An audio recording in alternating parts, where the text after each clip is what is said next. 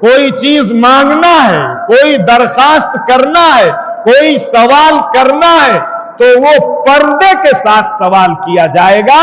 یہ آیت اللہ نے آسمان سے. بہرحال پردہ ایک الگ موضوع ہے، لیکن آج پردے کے تعلق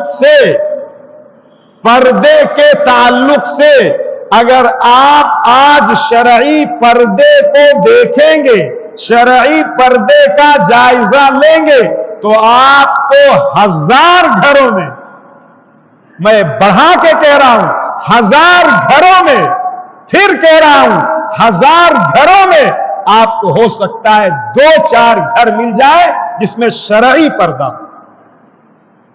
شرعی پردہ آپ جانتے ہیں، معلوم کیجئے.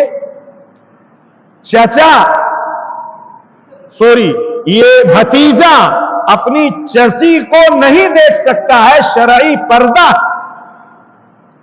چچیرے، ممیرے، پھپھیرے، کھلیرے، یہ جو بھائی بہن ہوتے ہیں جن کو کزن کہا جاتا ہے، ان کا شرعی پردہ ہے.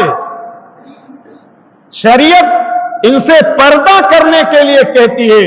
لیکن آج سوسائٹی کے لوگ ہاتھ ملانے کو، کس کرنے کو، بوسہ لینے کو، گلے لگنے کو، فنکشن پارٹیسپیٹ کرنے کو، آپس میں ایک دوسرے سے ملنے جلنے کو ادنا شریعت کے خلاف اور گناہ نہیں سمجھ رہے، جس کے نتیجے میں کیا کیا ہو رہا ہے. بھائی اور بھائی کی بیوی دونوں سے پردہ ہے. آپ غور کیجئے، جائزہ لیجئے. یہاں تو پردہ چھوڑ دیجئے، جہاں شرعی پردہ گھر میں ان رشتوں کے ساتھ ہے، اس کو چھوڑ کے آپ اور میں اگر غیروں